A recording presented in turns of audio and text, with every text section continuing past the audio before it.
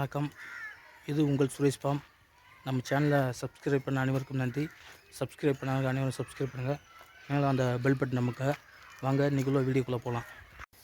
பார்த்திங்கன்னா நம்ம ஆடுகளுக்கு அகத்தி குலை கட்டியிருக்கோம்.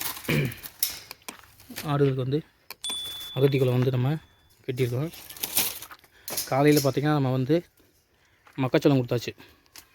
காலையில் இதில் நம்ம மக்காச்சோளம் போட்டாச்சு. நல்லா சூப்பராக சாப்பிட்டாச்சு. அடுத்து பார்த்திங்கன்னா அப்புறம் நல்லா இதை நல்லா கழுவி தண்ணி பிடிச்சி வச்சிட்டோம். வச்சாச்சு. அப்புறம் பார்த்திங்கன்னா நம்ம ஆடுகளுக்கு இன்னும் சாயந்தரம் என்ன செய்யணும்னா தவிடு இதெல்லாம் பிணைஞ்சி வைப்போம். தவிடு, குச்சி புண்ணாக்கு, குண்டு டஸ்ட்டு அப்படி கொடுப்போம். 2 நாளைக்கு ஒருக்கா நம்ம லிவர் டானிக்கை கொடுத்துருவோம்.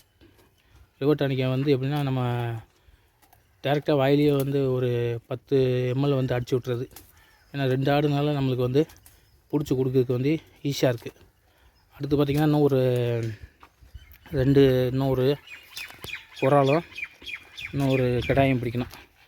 மொத்தம் பார்த்திங்கன்னா 2 கடாய் 2 குறால் தேவைப்படுது.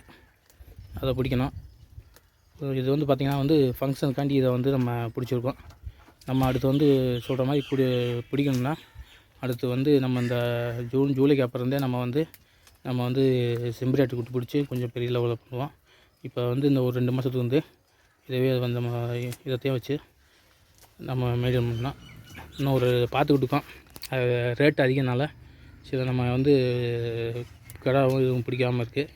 கொஞ்சம் நமக்கு ரேட்டு நமக்கு என்ன சொல்கிறேன்னா நமக்கு ஒரு திருப்தியாக இருந்ததை வாங்குறது. ரேட்டு அதிகமாச்சுன்னா வாங்குறது கிடையாது. கொஞ்சம் இன்னும் தள்ளி போடுறது அங்கிட்ட விசாரிச்சுக்கிட்டு இருக்கோம். ஆடுகளுக்கு இன்னும் ஒரு குறாலும் ஒரு கிடா இருந்துச்சுன்னா நமக்கு முடிஞ்சிச்சு. ஒரு 4 ஆடு மட்டும் நம்ம பிடிச்சி இது செய்யலாம். அப்புறம் நம்ம பார்த்திங்கன்னா நம்ம போன வாட்டி சொன்ன மாதிரி இது பார்த்திங்கன்னா நெல்லைப்புறா அறுத்துட்டாங்க.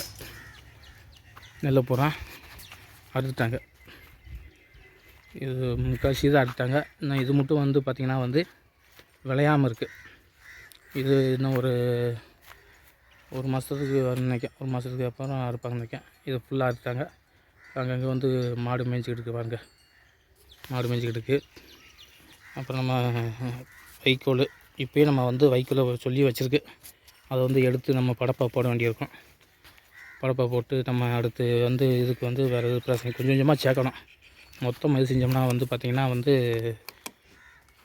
மொத்தமாக சேர்க்க முடியாது. அதனால் கொஞ்சம் கொஞ்சமாக சேர்த்துட்ருக்கோம். இந்த வீடியோ உங்களுக்கு பிடிச்சிருந்தா லைக் பண்ணுங்கள், ஷேர் பண்ணுங்கள். சுரேஷ் ஃபார்ம் சேனலை சப்ஸ்கிரைப் பண்ணுங்கள். தேங்க்யூ. வணக்கம். இது உங்கள் சுரேஷ் ஃபார்ம்.